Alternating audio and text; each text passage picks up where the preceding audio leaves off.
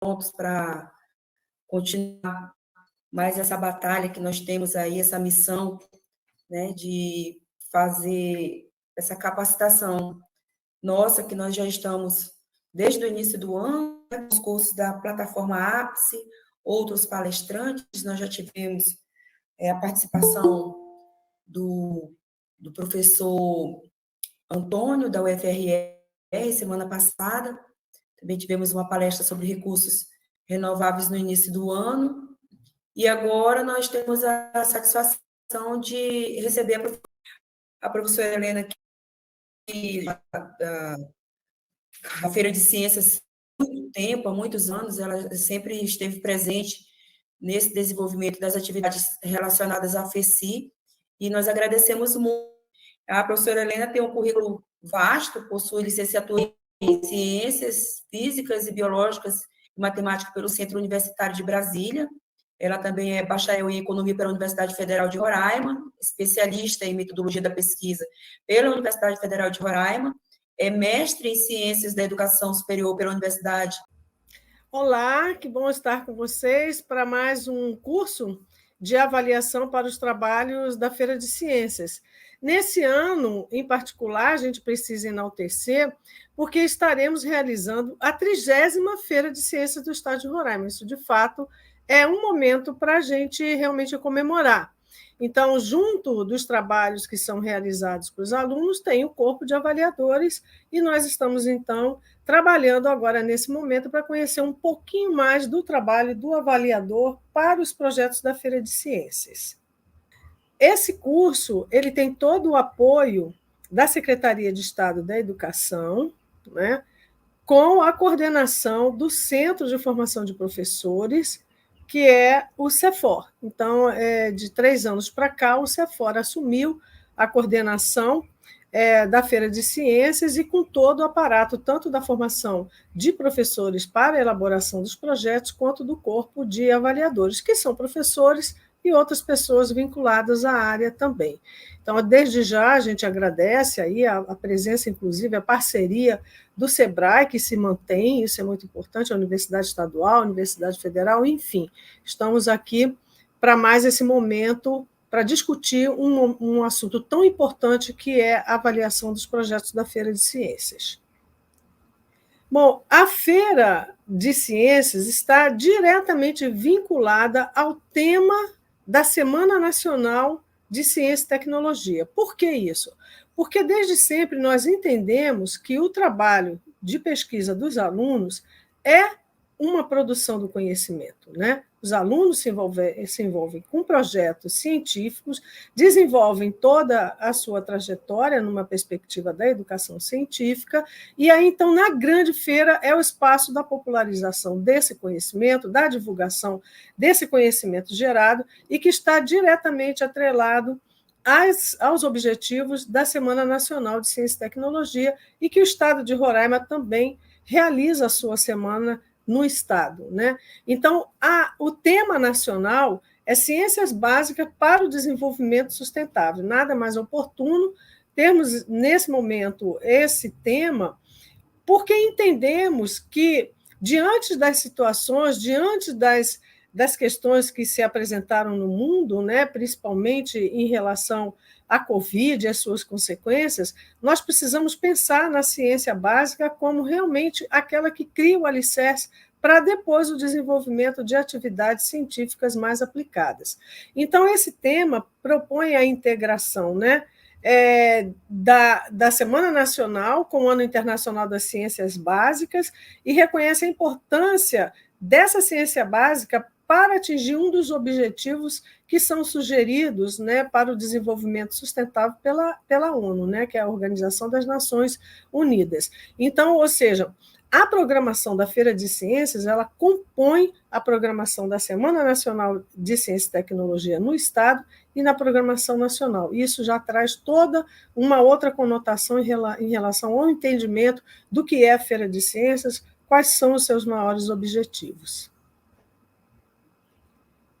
Então, nós temos que, nessa Semana Nacional, um dos destaques é que o Brasil realmente ele é destaque na produção científica em várias áreas das ciências humanas, sociais, exatas, nas engenharias, saúde, ecologia, as questões voltadas ao meio ambiente, agricultura e pecuária, né? Também na nanotecnologia, na TI, nas tecnologias de informação. Nós hoje já temos muito desenvolvido no país os ambientes, né, de agroecologia. Nós já estamos trabalhando, inclusive, com expertise em relação a isso, então o Brasil ele realmente vem se destacando. E aí eu trago uma fala da diretora da Sociedade Brasileira para o Progresso da Ciência. Essa é uma sociedade extremamente importante, é bom que a gente participe dela, é bom que a gente esteja próximo, né, dessa sociedade, você pode, inclusive, ser membro da Sociedade Brasileira para o Progresso da Ciência. Então, a Leila Espínola, ela fala que a Semana Nacional de Ciência e Tecnologia é um momento dos pesquisadores demonstrarem às pessoas como são gerados seus estudos, como são realizadas as suas pesquisas. E ela fala, é a hora de explicar e provar o caminho da ciência para a construção das verdades.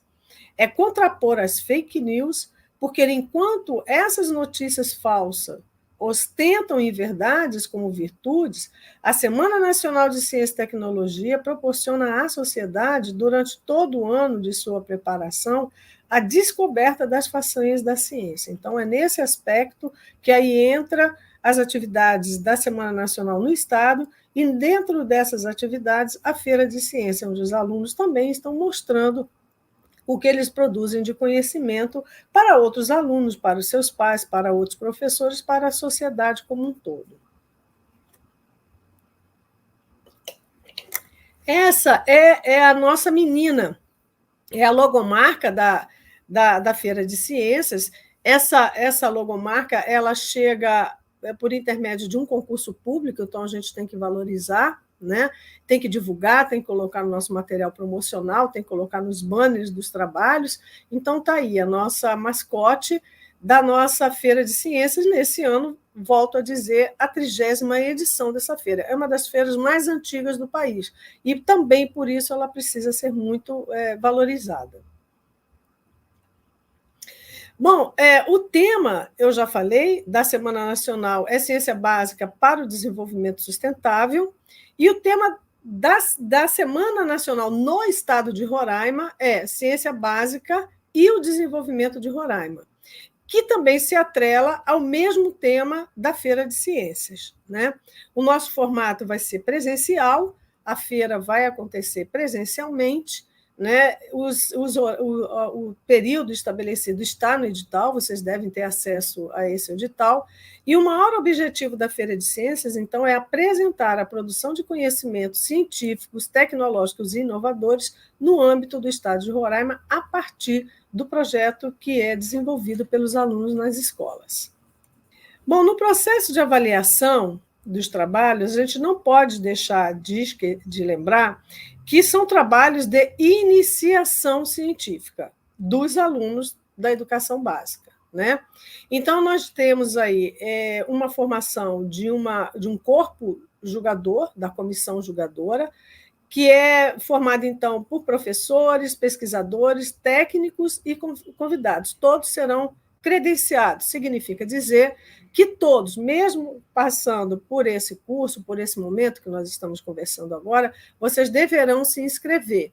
E uma vez passado pelo curso, uma vez inscrito, vocês vão fazer parte de uma grande cadeia, né, de pesquisadores, vocês vão ficar na carteira de profissionais já com as habilidades necessárias para julgarem os trabalhos dessa feira e de outras, caso vocês tenham interesse, vocês poderão participar também, né?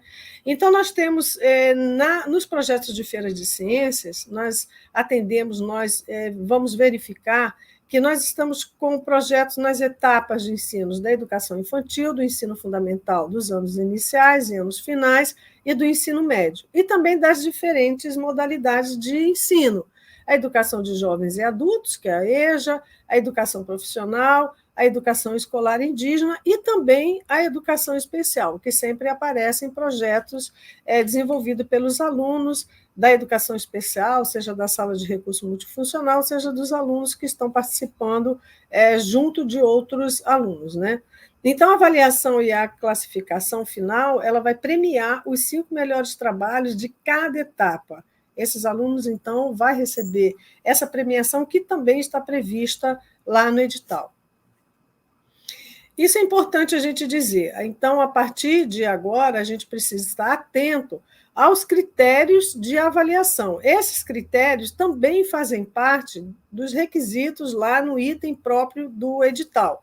Significa dizer que todos os participantes, professores, gestores e os próprios alunos precisam ter acesso a esse edital, vão conhecer e eles deverão, inclusive, organizar e trabalhar os seus projetos observando esses critérios que vão ser avaliados, né? Então, que critérios são esses? A relevância do tema pesquisado. Então, olha só, nós separamos nas categorias da educação infantil e o ensino fundamental nos anos iniciais. Por quê? Porque são crianças menores e, claro, os critérios eles devem ser próprios e atender essa especificidade. E depois critérios também, que são semelhantes, mas têm um pouco mais de complexidade, para o ensino fundamental dos anos finais, para o ensino médio e também, né, para as suas modalidades. Ou seja, você está trabalhando com o EJA, são adultos, então entra nos critérios do ensino fundamental anos finais e ensino fundamental. Mas vamos lá. Quais são os critérios, então? Relevância do tema pesquisado,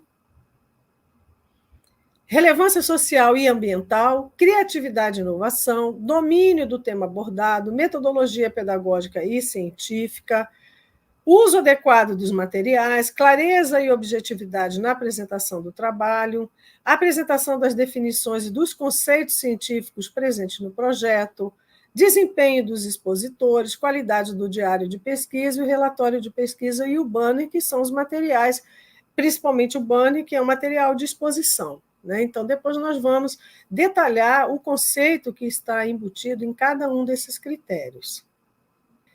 Bom, é muito importante que todos nós, avaliadores, tenhamos pleno acesso e conheçamos de uma forma bem concreta o edital da 30ª Feira de Ciências. Essa é a nossa ferramenta de trabalho, inclusive.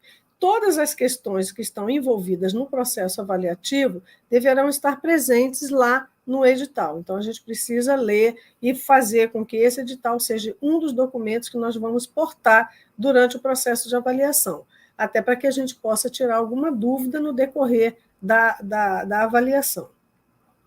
Bom, o local vai ser no Parque Anauá, né? Mesmo o parque entrando numa fase de grandes obras, né, que já foi anunciado, mas com certeza vai ser lá no Parque Anauá, na data também já está prevista lá no edital, e a gente, como avaliador, a gente tem que criar essa consciência, que nós precisamos chegar pelo menos com 40 minutos de antecedência do horário marcado para o início das avaliações. Então, que horas vai abrir a feira? 8 horas? Então, a gente precisa estar no local pelo menos às 7h20. Por quê? Na hora que nós chegarmos ao local, nós vamos ver onde está localizada a coordenação, nós vamos pegar os nossos materiais, nós vamos pegar as instruções finais, depois nós vamos pegar a localização dos projetos que nós vamos avaliar, que projetos serão esses, né? Nós vamos receber o cabedal dos projetos que nós vamos avaliar, nós vamos precisar localizar nos estandes, então leva um tempo.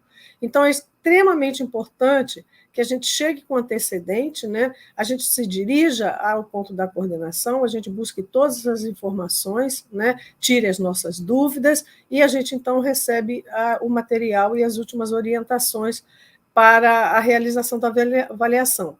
Então, é extremamente importante que a gente faça, primeiro, um circuito de localização.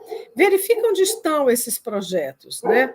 Verifica se o stand mudou. Então, ao se dirigir, localizou a escola, verifique se realmente o título do projeto é aquele mesmo que você vai avaliar.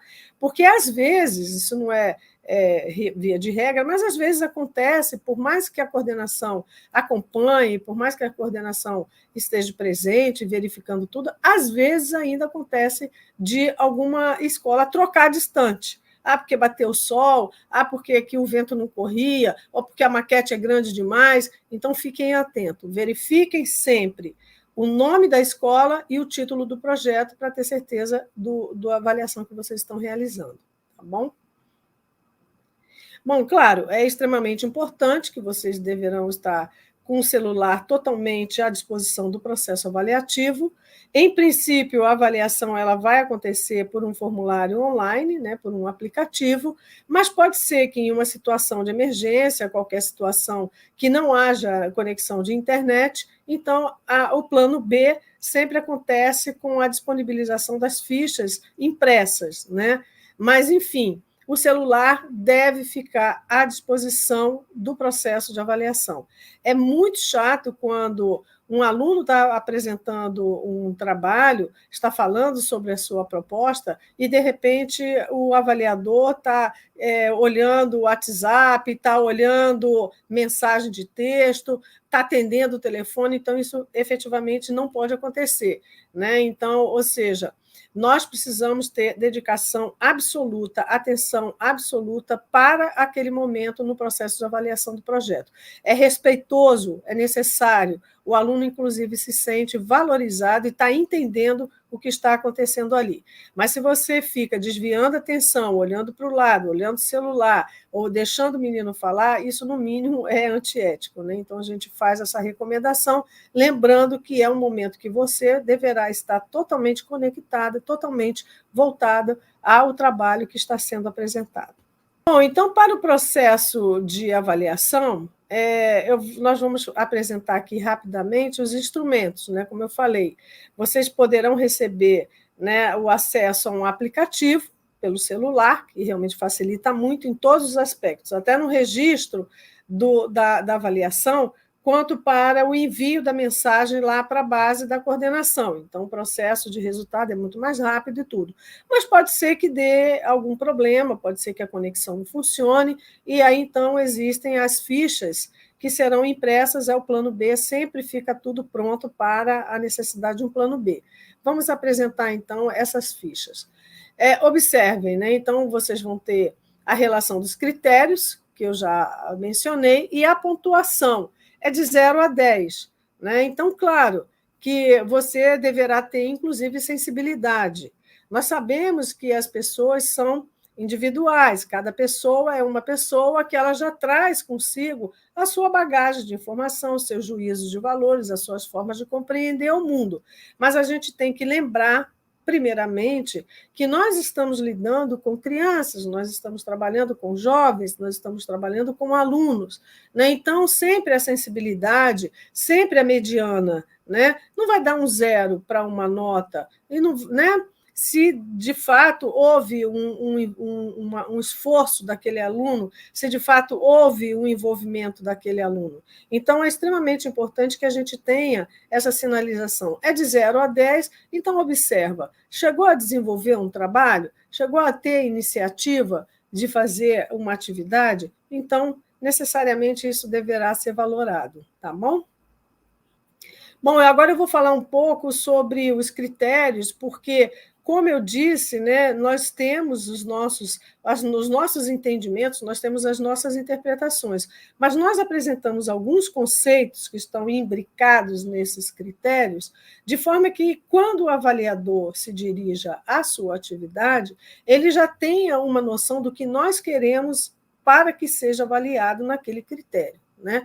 Então, para a criatividade e inovação, nós entendemos que é a capacidade de criar soluções ou ideias inovadoras, tendo em vista as condições dos recursos disponíveis, que muitas vezes implica num certo abandono de ideias rígidas pré-existentes sobre aquele problema.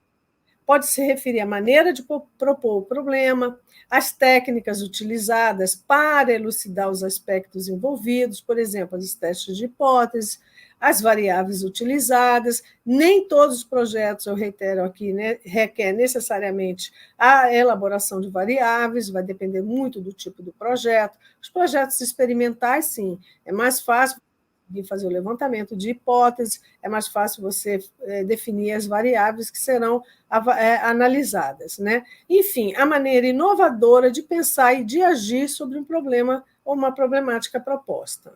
Sobre o domínio, né, do tema abordado. Então, é nesse aspecto, o que nós queremos é que você avalie se a escolha do tema eleito ele teve uma participação direta dos alunos. Observe que nós estamos falando, nesse momento, da avaliação voltada para a educação infantil e os anos iniciais do ensino fundamental. Então, é muito importante que o avaliador busque perceber, fazendo perguntas, observando o desempenho dos alunos, se de fato ele teve uma participação ativa, porque nessas fases da escolarização é mais fácil que o professor tome o domínio, e ele sequer, às vezes, deixa a criança pensar ou demonstrar o interesse pelo estudo. Então, é muito importante que haja uma avaliação se, de fato, houve a participação direta dos alunos na escolha daquele tema, naquele tema que está sendo abordado. Observar, a partir daí, então, o interesse dos alunos, né? O aluno que foi envolvido, ele demonstra muito mais interesse, claro. E você deve estimular a todos os participantes daquela apresentação com perguntas, né, que possam te levar a verificar se há esse domínio do tema pesquisado, né? Se houve realmente uma indicação do conhecimento, né, prévio que definiu a escolha do tema, ou se as descobertas a partir do envolvimento do projeto foi motivo de busca por novos conhecimentos. A metodologia pedagógica e científica verifica para os projetos que envolvam crianças da pré-escola, né, da educação infantil e dos anos iniciais do ensino fundamental, deve haver uma correlação entre a metodologia pedagógica empregada, adotada pelo professor, e a metodologia científica eleita para a realização do projeto. Por quê? Porque está claro, nós temos consciência, que nesses níveis de escolaridade, as crianças ainda não têm domínio, né, para o desenvolvimento de uma atividade de pesquisa sozinho. Então, o professor precisa organizar toda a estratégia da atividade dele, vinculada ao projeto que vai ser desenvolvido, então tem que ter uma ação pedagógica aí, tá? Então, os projetos realizados por alunos da educação infantil e do ensino fundamental nos anos iniciais, geralmente têm a participação mais efetiva dos professores, e que deve apresentar, então, essa correlação entre a metodologia pedagógica enquanto estratégia de ação docente com os procedimentos da pesquisa dos alunos, tá bom? A ação pedagógica estará orientada para a elaboração e realização dos projetos mediante a definição de temas eleita pelos alunos, tá? E que coadunam com os conteúdos das diversas áreas do saber. Então, sempre essa relação entre o que nós temos que aprender na escola, os conteúdos das diversas áreas do conhecimento e aquilo que vai estar presente no nosso projeto de pesquisa com as crianças. Então, deve haver uma correlação. Não devem acontecer conhecimentos separados ou estanques. Não deve haver uma correlação entre o nível de escolaridade, aquilo que a criança está aprendendo naquele nível de escolaridade, com aquele projeto que está sendo desenvolvido. É uma correlação mesmo entre a ação pedagógica e a atividade de pesquisa dos alunos. O outro critério, o uso adequado dos materiais, né, de apresentação, como, por exemplo, os pôsteres, os gráficos, as tabelas, as maquetes, né, os desenhos, os cartazes, as dramatizações com crianças, principalmente com as crianças menores, lá da educação infantil, que ainda não dominam a leitura e a escrita. Então, esses formatos, eles são desejáveis e são muito legais, né? Então, os materiais apresentados, utilizados, eles precisam demonstrar a efetiva participação dos alunos, né? Constatando o aprendizado alcançado na pesquisa.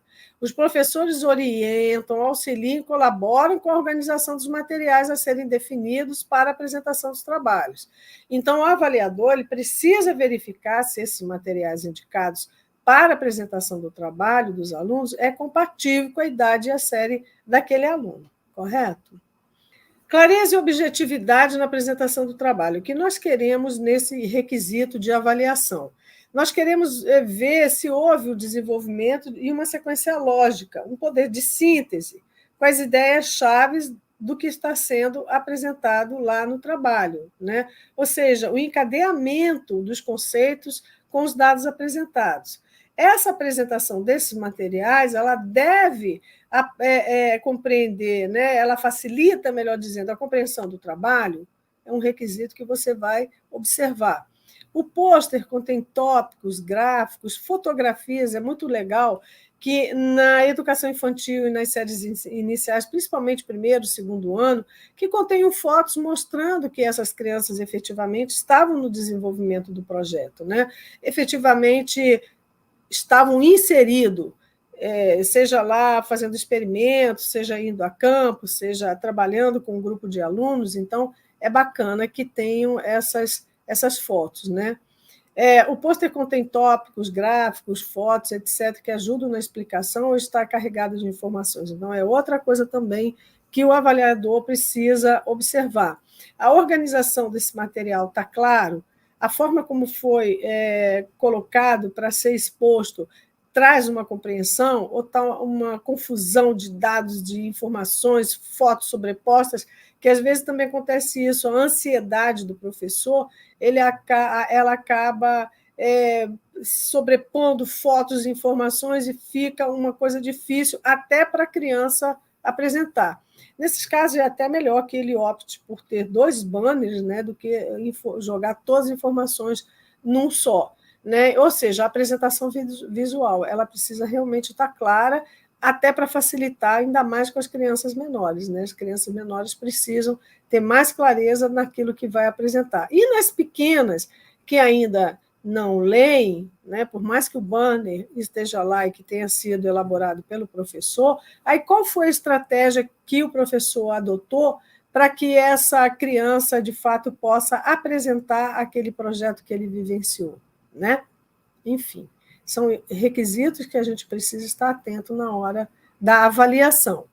A relevância social e ambiental, né? Ou seja, esses projetos eles demonstram interesse em responder questões que afligem a sociedade ou que impactem o meio ambiente, trazendo respostas ou indicando contribuições para a melhoria da qualidade de vida da comunidade, do local onde a pesquisa foi desenvolvida, mesmo com as crianças pequenas. Né? Então, eu trago um exemplo de um trabalho que foi desenvolvido com crianças da educação infantil, a partir de uma questão que foi colocada dentro da própria sala de aula pelas crianças. Né? As crianças começaram a discutir em relação à questão de que uma tinha 2 borrachas, a outra não tinha nenhuma, uma quis pegar da outra, a outra não quis. A partir dali surgiu um problema, né? A questão da aquisição do material, por que umas têm, outras não têm. A partir dali, a professora começou a suscitar uma série de questões, considerando que a educação financeira, o uso do dinheiro, faz parte do universo de aprendizagem das crianças da pré-escola. Ela, então, começou a conduzir uma discussão entre eles, que acabou organizando um projeto com os alunos. Eles tiveram, sim, interesse, então, conhecer um pouco mais sobre essa questão. Isso acabou demandando levar as crianças para um comércio local, onde elas viram inicialmente o que nós precisamos comprar para nos manter, né? A comida, o arroz, o feijão, a farinha, e aquilo que eu gostaria de ter para mim, os brinquedos. E aí uma correlação entre o que eu preciso comprar para me manter saudável, né? E o que eu quero só para desfrute, né? Ou seja, os brinquedos, as guloseimas, etc. E tal. Então, foi um trabalho extremamente exitoso, que as crianças se envolveram, que as crianças tiveram plena compreensão, né, daquilo que, de fato, o meu pai pode comprar, aquilo que, de fato, eu posso ter e aquilo que eu não tenho a partir de uma realidade financeira que envolve a nossa vida. Um impacto social aí, a consciência das crianças em relação a essa realidade. Então, ou seja, é um exemplo que eu trago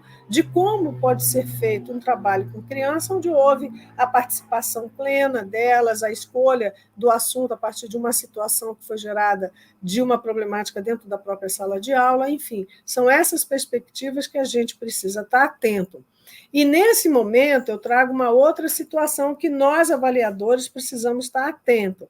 Observar se, na apresentação do trabalho, a criança está espontânea apresentando esse trabalho, ou o professor está atrás do avaliador, feito papagaio de pirata, dizendo aquilo, ou piscando, ou fazendo gestos sobre aquilo que a criança deve ou não falar. Então, o avaliador também precisa estar atento a todo o entorno. Vamos lá.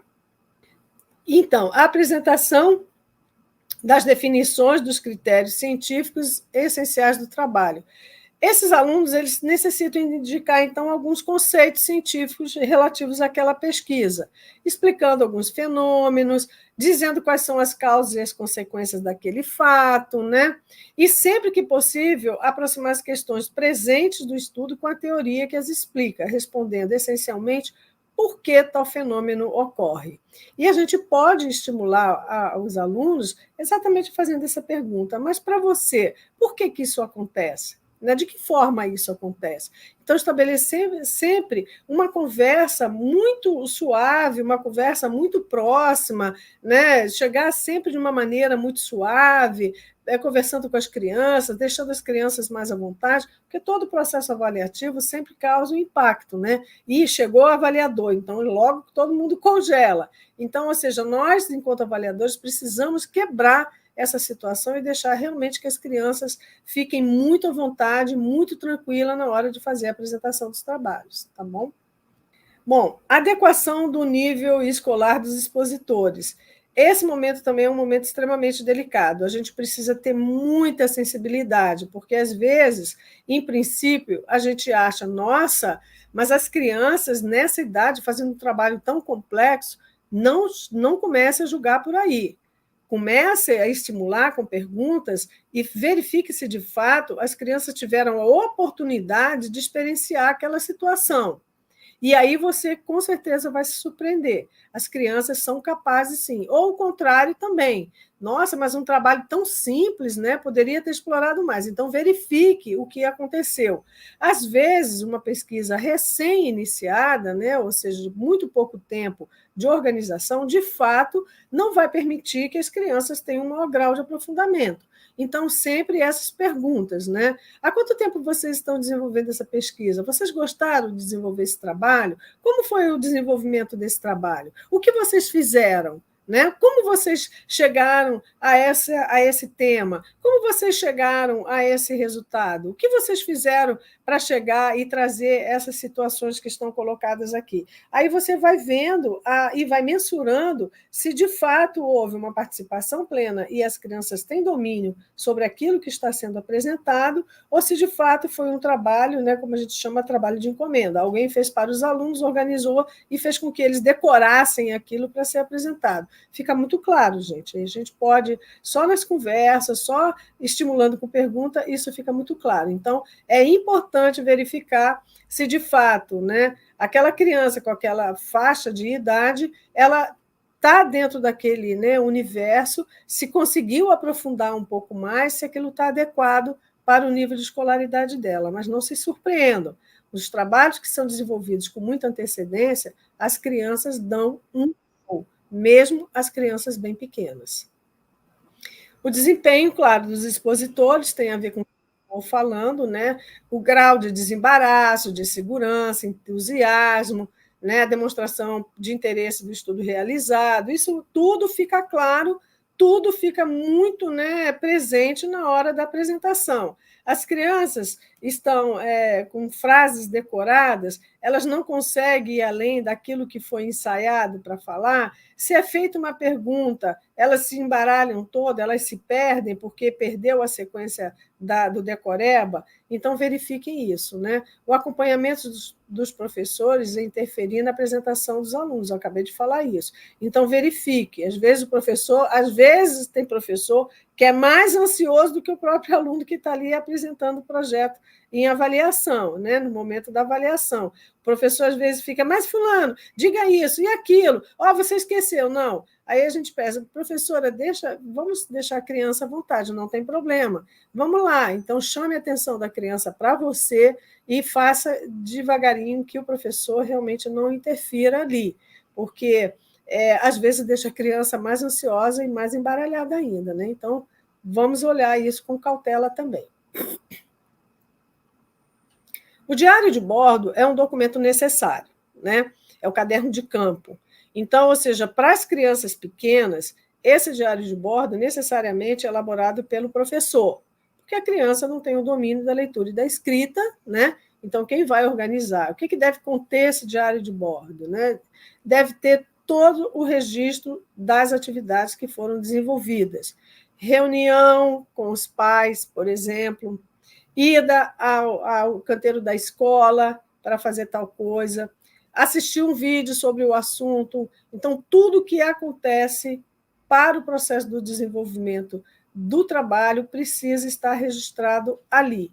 Né? As crianças um pouco maiores, as lá do quarto, quinto ano, elas já podem, junto com o auxílio do professor, organizar esse diário de bordo. Mas esse diário de bordo é pontuado. Vocês lembram lá nos critérios, que o diário de bordo ele recebe pontuação também. Né? Então, vamos perguntar, e o diário de bordo está aqui? Trouxeram? Onde está? Vamos folhear, vamos olhar, vamos verificar. Qualquer coisa que esteja ali, aí sim você pode indagar a professora ou professor, principalmente se você está trabalhando ali na educação infantil. Né? Questiona. Né? Para o caso das crianças, né, que eu estou reiterando aqui da educação infantil, esse diário de bordo pode ser com o registro das falas das crianças. Isso é muito legal. Então, a gente sabe que muitos dos avaliadores são professores que também estão envolvidos na elaboração de projeto com os alunos. Claro que no momento da avaliação, se você é professor da educação infantil no ensino fundamental, nos anos iniciais, você vai avaliar os projetos em outra modalidade, em outro nível de escolaridade, e vice-versa. Né? Não tem coerência você, professor da educação infantil, avaliar projetos da educação infantil. Né? Não existe, ainda mais se você está envolvido com processos de produção de conhecimento, com projetos com crianças. Então, mas já fica a dica. Você, enquanto professor que está acompanhando e coordenando o projeto com as crianças, insiram essas informações, né? Coloquem a fala das crianças, tragam as fotografias, mostrem as crianças no processo da atividade, e até na hora que estiver folheando, as crianças vão se identificar ali. Né? Você, avaliador, fale alguma das frases que estão ali registradas, porque a criança logo se identifica, ela logo se manifesta. Então, isso é muito importante. Filmagens também pode ter, né? Enfim, é muito importante o diário de bordo por tudo isso, é que mostra definitivamente a trajetória do desenvolvimento do projeto. Relatório de pesquisa é outro documento. Né? Então, o relatório de pesquisa é a organização de tudo que foi feito. Tem uma redação própria, de preferência, os relatórios científicos. Né? Então, os professores devem observar qual é o formato de um relatório de pesquisa, que depois pode facilitar, inclusive, na organização de um artigo. Né? Então, verifica se de fato existe esse relatório final de pesquisa, né?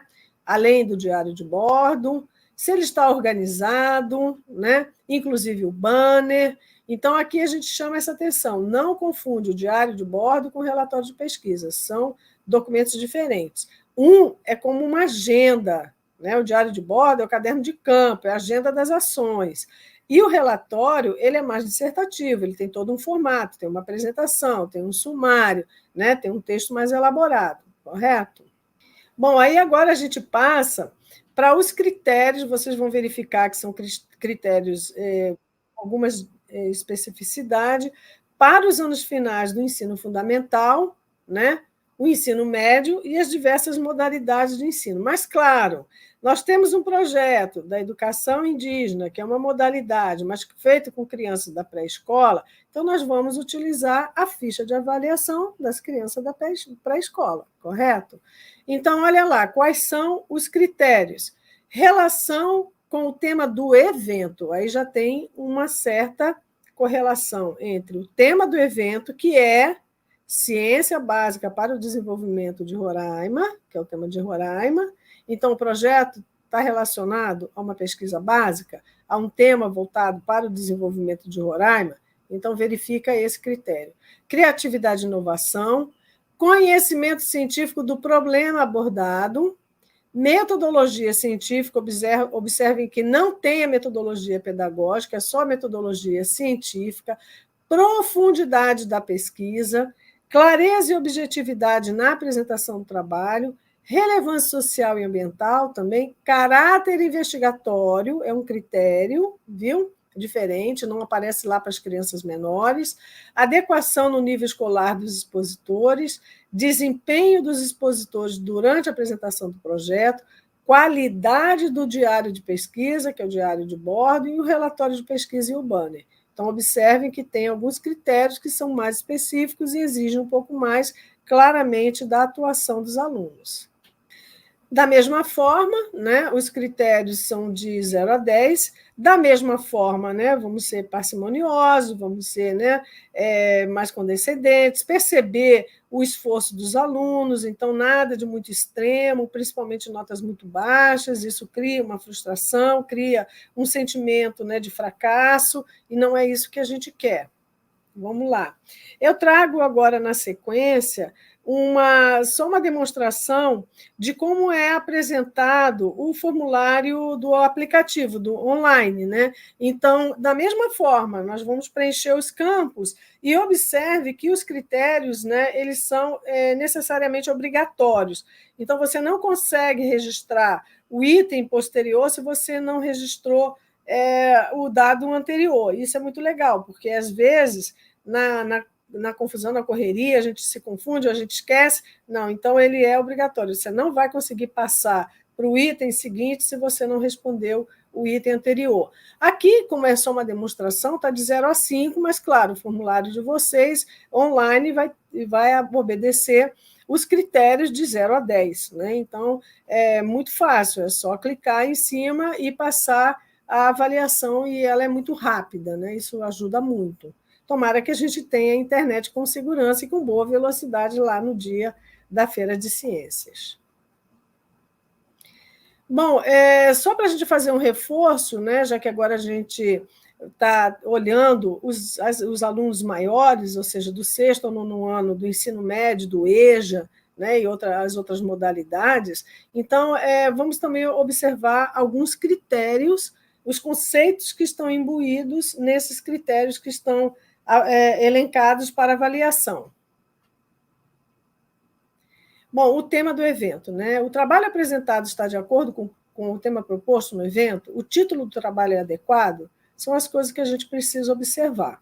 Vamos lá, eu já falei sobre isso. Bom, é importante que os trabalhos apresentados numa feira de ciência apresentem resultados de investigações realizadas pelos estudantes em assuntos estudados em sala de aula ou voltados para a resolução de problemas da realidade estudada.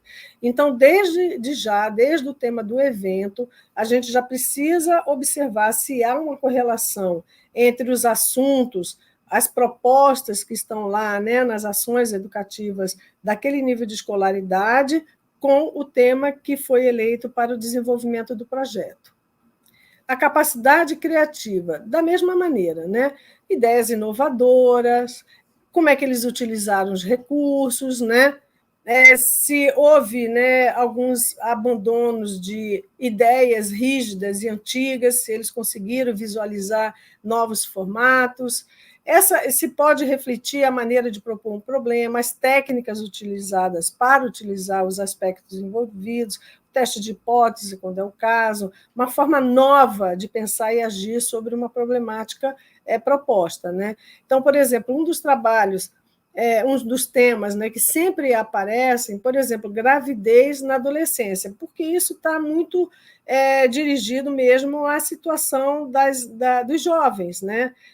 A gravidez indesejada, a gravidez prematura. Então, sempre aparecem projetos voltados para essa temática. Então, qual é a questão? Como isso hoje está sendo abordado? Né?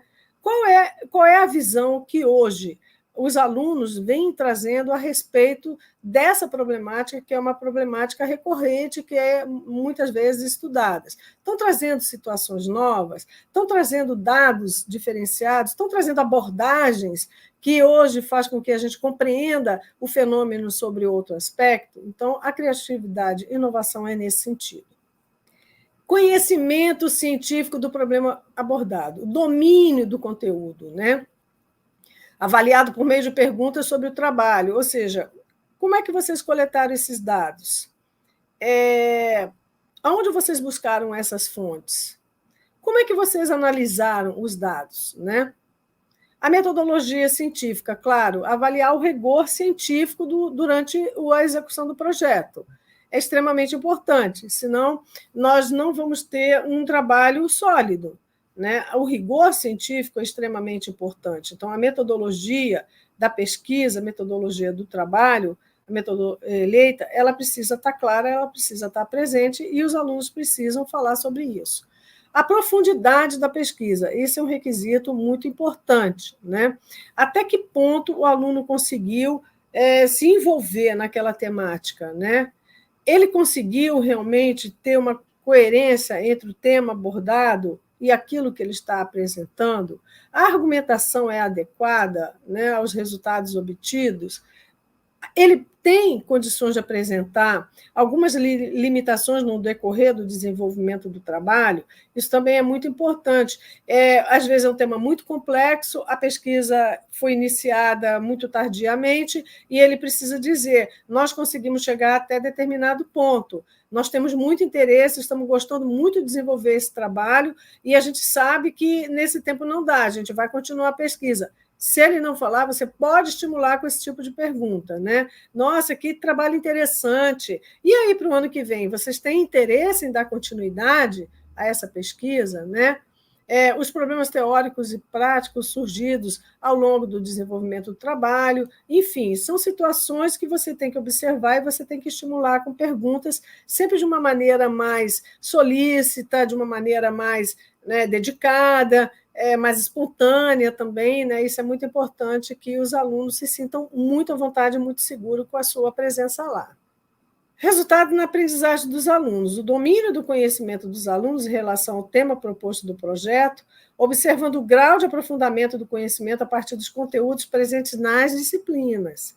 Então, deverá haver uma correlação entre aquilo que está sendo trabalhado naquela série, pelas diversas áreas do conhecimento. Aí é muito legal a gente perceber se há uma participação de outros professores, de outras áreas do conhecimento para o desenvolvimento daquele projeto. Então, deve estar presente uma correlação entre o tema que está sendo discutido e as disciplinas que estão sendo trabalhadas. O avaliador deve investigar a perguntas com maior grau de complexidade e dificuldade sobre os aspectos presentes no projeto, a fim de verificar o resultado da pesquisa na aprendizagem dos alunos, né? Então, estimulem com perguntas, sigam um pouquinho mais, vão vendo que eles vão respondendo, aprofunde um pouco mais o nível de perguntas, né? Ou seja, envolva um pouco mais naquele campo do conhecimento para verificar se, de fato, os alunos conseguem avançar ou observarem o limite deles, né? O avaliador precisa ficar atento ao nível de escolaridade dos alunos participantes que estão sendo avaliados. Já falamos isso em várias questões. Mas não significa dizer que um tema muito complexo os alunos não tenham capacidade de desenvolver, né?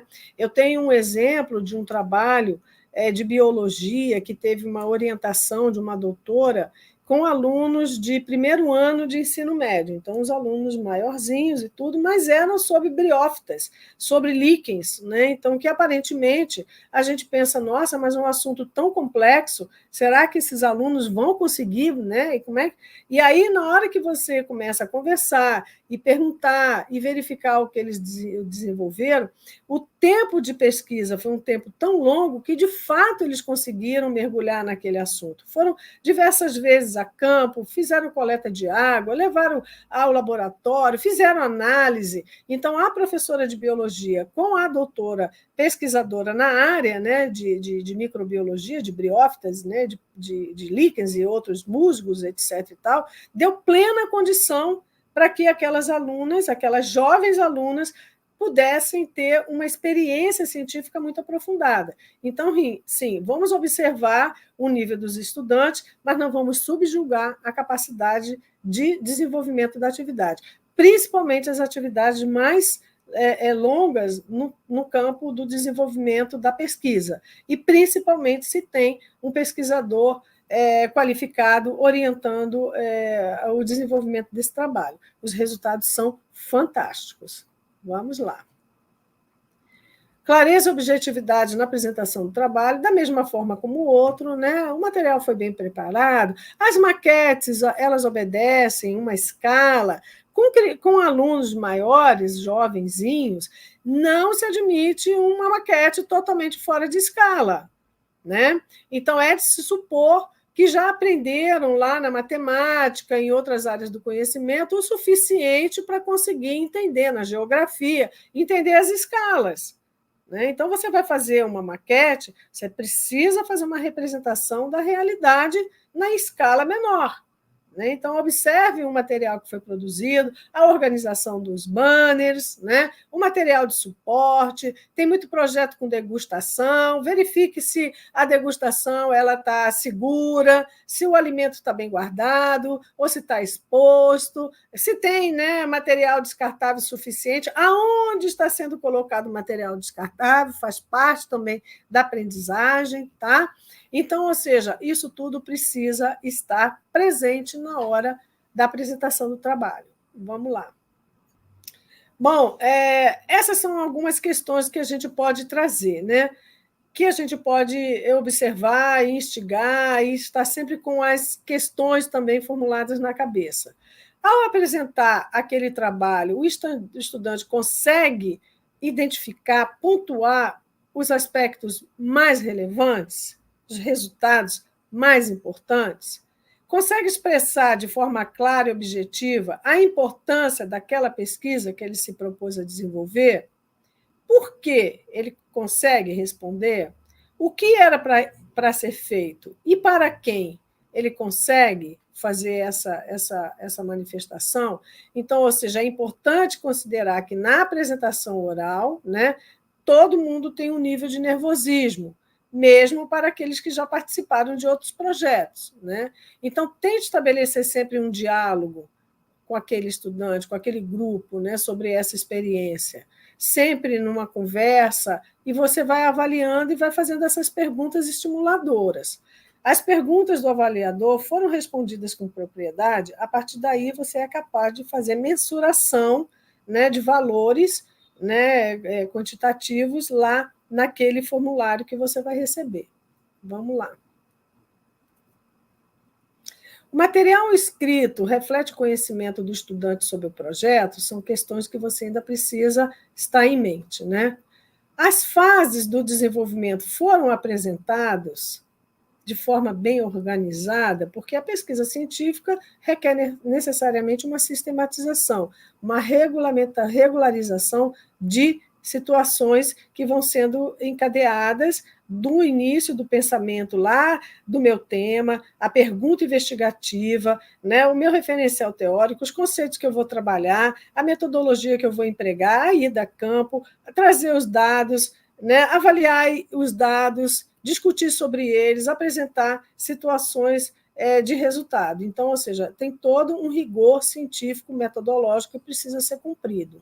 Os dados coletados, os resultados das pesquisas são apresentados de forma clara? A apresentação oral foi bem organizada e está coerente? Diferencie compreensão real do conteúdo e informações simplesmente decoradas. Fica claro também. E atenção, que nós trazemos aqui. Falar de forma muito acelerada, muito rápida, ou juntando as palavras, né? Tem jovem que junta uma palavra na outra que a gente não compreende nada. Isso não é sinônimo de objetividade. Então, pausa. Espera lá, tem muito ruído, calma, vamos falar devagar. Fale um pouco mais alto, isso também acontece. As pessoas mais tímidas falam num tom tão baixo e naquele burburinho todo você não consegue compreender nada. Então, estimule. chegue mais perto, fale um pouquinho mais alto, tem muito ruído, eu não estou conseguindo te compreender. Então, sempre, né, estimule, dê atenção, faça com que ele perceba que, de fato, você está ali para ele, né? Você está no momento para aquela apresentação. Vamos lá. Relevância social e ambiental da mesma forma, né? Existe uma correlação entre questões postas na sociedade, no ambiente social, alguma questão que está voltada para a resolução de problema ambiental, o conhecimento, né, a contribuição do seu estudo, ele traz alguma contribuição para o avanço de determinadas áreas do saber, né? Há uma relevância social e ambiental presente no trabalho, isso é muito legal, tá? O caráter investigatório, isso é muito importante. Ou seja, existe um problema bem definido? Então, essa é a intenção quando a gente coloca o critério do caráter investigatório.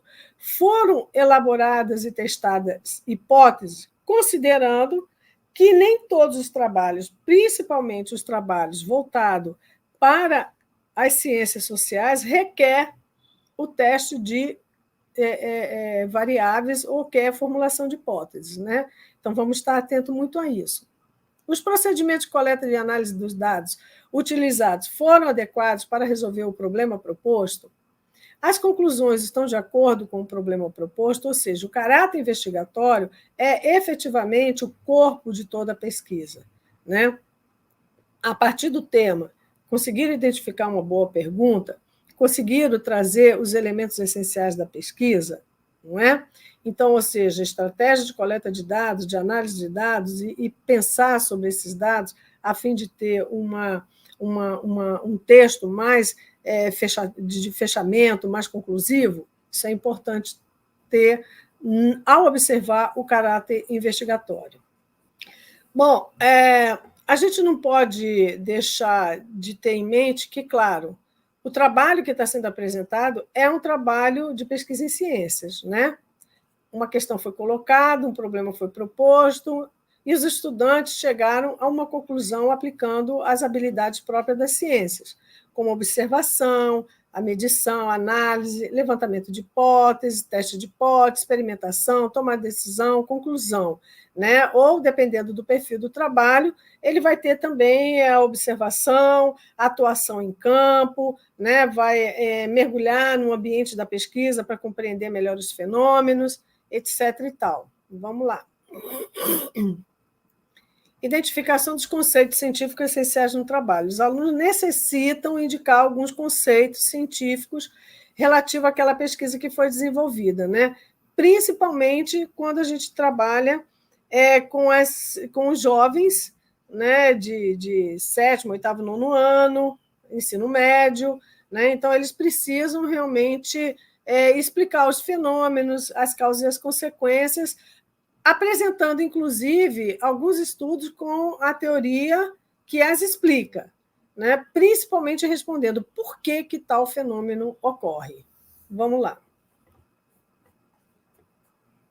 O nível escolar dos expositores, a mesma coisa. Então, vamos verificar se, de fato, né, aquela pesquisa que envolve alunos do 3º ano do ensino médio está correlato àqueles jovens já, né, bem mais participativos, vamos dizer assim, na vida social e na vida mesmo do cotidiano.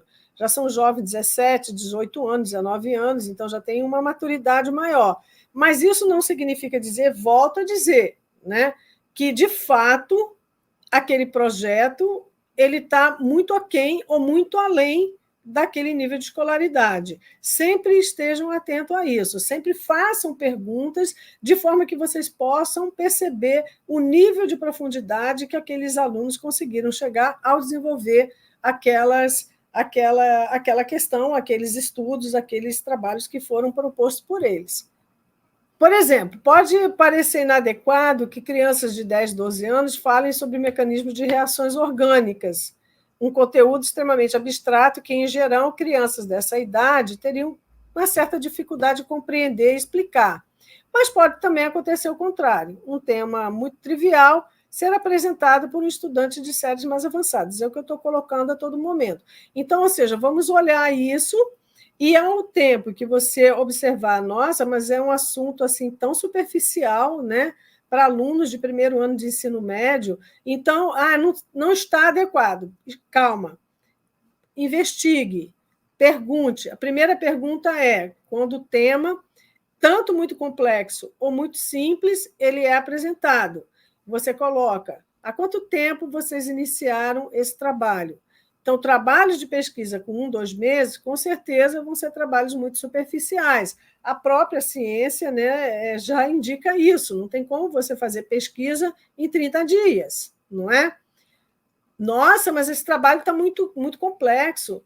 A mesma pergunta, puxa, que interessante. Há quanto tempo vocês, ou quando vocês começaram essa pesquisa?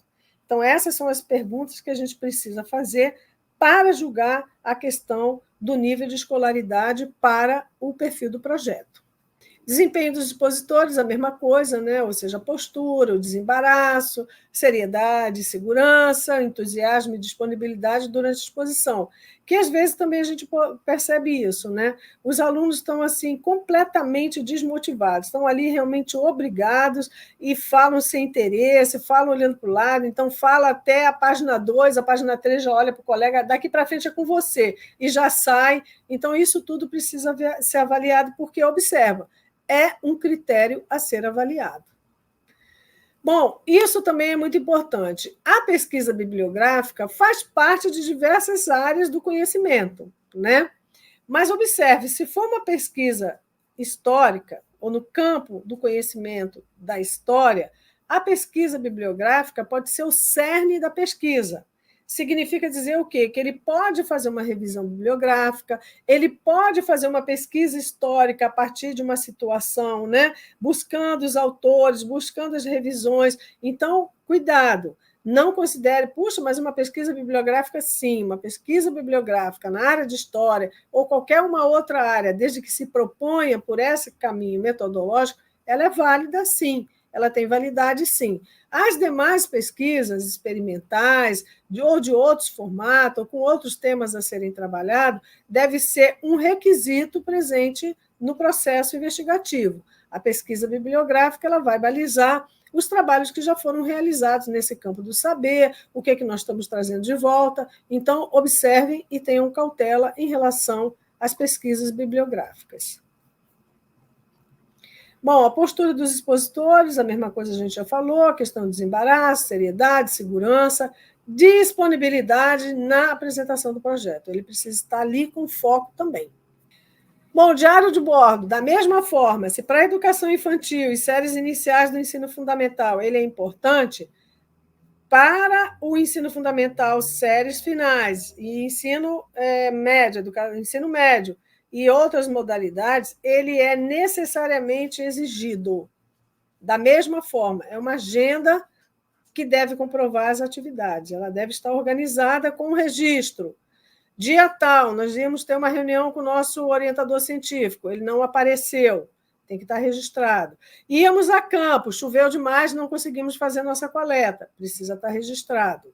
Fomos ao laboratório, foi ótimo, aprendemos muito, aprendemos isso, precisa estar registrado. Então, o diário de bordo também é um dos elementos a serem observados para avaliação na pontuação. Procurem saber onde está o diário de bordo, abram o diário de bordo, folheiem, perguntem, né, e verifiquem se tem informações, se está disperso. Então, tudo isso é importante, porque, outra vez, o diário de bordo ele é o registro da trajetória do desenvolvimento da pesquisa. Tá?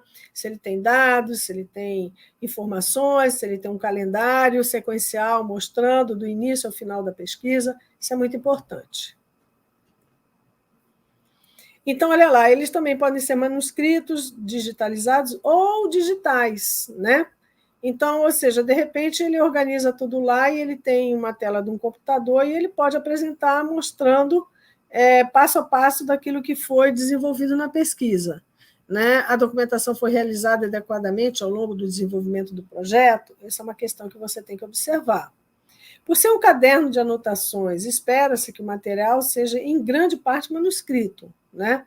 De repente, ele pode até mostrar lá um rascunhão e depois apresentar na tela do computador a organização desse diário de bordo, né? Ali constam anotações de reuniões, coleta de dados, os dados parciais, né? O diário de bordo, ele consegue demonstrar a evolução da construção do trabalho. O estudante, aqueles alunos que estão ali apresentando, eles demonstram conhecimento sobre o conteúdo do diário de bordo. Então, são coisas que você, ao perguntar pelo diário de bordo, você já pode ir buscando essas informações, fazendo os seus questionamentos. O relatório de pesquisa e o banner, da mesma maneira, né? Relatório de pesquisa não é o diário de bordo. Relatório de pesquisa é um documento mais elaborado, né? Com uma estrutura própria. Então, você, professor, que também está fazendo esse curso, você está coordenando, observe isso, ajude os alunos na organização dessas informações. Então, para as crianças menores, da educação infantil, e nos anos iniciais do ensino fundamental, geralmente é o professor que organiza o relatório final. Para os alunos maiores, ensino fundamental, anos finais e ensino médio, são os alunos que precisam fazer. O professor corrige, o professor ajusta, mas quem faz o relatório final são os alunos. E eles precisam também demonstrar esse domínio. De igual forma, lá na organização do banner, né? Então, o professor sugere, ele recomenda, mas quem monta, quem faz, são os alunos. Os alunos, atuando de forma efetiva, claro, eles têm muito mais propriedade sobre aquilo que eles vão falar. E, do mesmo jeito, não confunda o diário de bordo com o relatório de pesquisa, tá bom? Bom, ser ético é o princípio de tudo, né? Então, por mais que nós tenhamos aí as nossas trajetórias individuais, é extremamente importante que a gente tenha uma postura ética, né? Que a gente seja realmente cauteloso, né? Que a gente respeite as diferenças, que a gente considere que está atuando principalmente com crianças, com jovens, né? E que essas pessoas precisam, essencialmente, mais do que tudo, nosso respeito, né? Afinal de contas, se propuseram a desenvolver um trabalho, a se expor nesse trabalho, porque estão fazendo as suas exposições, estão apresentando seus trabalhos. Então, a nossa conduta ela deve ser efetivamente ética, né? Cautelosa. A gente precisa realmente ter muito cuidado com aquilo que a gente fala, com aquilo que a gente expõe, né? Então, jamais chegar já arguindo, nossa, mas o trabalho de vocês está muito ruim. Não, sempre comece elogiando, depois vocês façam sugestões, inclusive tem um campo que vocês podem colocar lá no final as suas contribuições, porque essas contribuições, depois elas aparecem, né, para a coordenação, e a coordenação pode fazer uma devolutiva para os interessados. Às vezes para melhoria no ano seguinte, às vezes para exposição em uma outra feira de ciências, que receberam credenciais. Então, é muito importante, inclusive, você sinalizar ali. Às vezes você não fala diretamente com os alunos, mas sinaliza e depois você até orienta. Eu fiz algumas contribuições aqui, eu fiz algumas sinalizações aqui, pede depois para o professor ter acesso às contribuições que eu estou dando. Então, é muito legal isso também, tá? Vamos lá. Bom, respeite a faixa etária dos estudantes, né? Eu estou falando isso o tempo todo. Incentive-os sempre a melhorar os seus projetos, aquilo que pode ser melhorado, aquilo que pode ser continuado, aquilo que ele pode, no ano seguinte, trabalhar sobre outro tema, mas com outra perspectiva, com outra forma, aquilo que eles aprenderam hoje, o que eles podem aprimorar para um próximo projeto, né? Então, sempre vai iniciar a avaliação destacando os pontos positivos. E depois você pode ir indicando aquilo que pode ser melhorado, e inclusive informar que você vai fazer um elenco de sugestões e que essas sugestões vão ficar à disposição deles depois, né? Então, o que nós queremos efetivamente é estimular, é incentivar esses estudantes a serem inseridos no mundo encantador da ciência e da pesquisa, nós não queremos traumatizá-los no seu primeiro contato. Isso depende muito da postura do avaliador, porque o avaliador é um inquisidor, né? Ele está ali realmente para inquirir, ele está ali realmente para perguntar, ele está ali realmente para atribuir nota, né? Então, ou seja, a maneira como a gente chega, a maneira como a gente se expõe, é a forma que eles vão se sentir tranquilos, seguros, e vão ter, de repente, nossa, que legal, falou tanta coisa legal, contribuir, poxa, a gente pode melhorar muito. É isso que nós queremos, né? Mas isso não significa dizer que você simplesmente vai fazer vista grossa para todo o perfil do trabalho. Afinal de contas, nós estamos trabalhando em ciência, né? Então, o rigor científico de um projeto de pesquisa exposto numa feira de ciências tem que ser levado em consideração, né? Do mais, o que eu posso dizer é que nós, avaliadores, sempre somos muito bem tratados no processo de avaliação, a coordenação sempre nos atende com muito carinho, com muita dedicação, sempre tem um lanche maravilhoso para a gente, né? Então, gente, obrigado. A colaboração de cada um de vocês é imprescindível para o sucesso do processo da Feira de Ciências. A avaliação é um ponto-chave, né? É um ponto que realmente vem balizar e que depois vai mensurar e vai classificar os melhores trabalhos, né? Então, mais uma vez, eu agradeço ao CEFOR, na pessoa de toda a equipe, na professora Estela Damas, a toda a estrutura da Secretaria de Educação, que abraçou a causa da Feira de Ciências a cada ano, e a cada ano está cada vez melhor, mais organizada, mais objetivada. Então, eu fico muito agraciada e muito feliz de fazer parte também dessa equipe. Muito obrigada a todos. Obrigada, professora Helena. A comunicação aqui, a internet está ruim, se eu abrir o vídeo vai acabar caindo. Mas fico grata pela sua explanação, foi maravilhosa.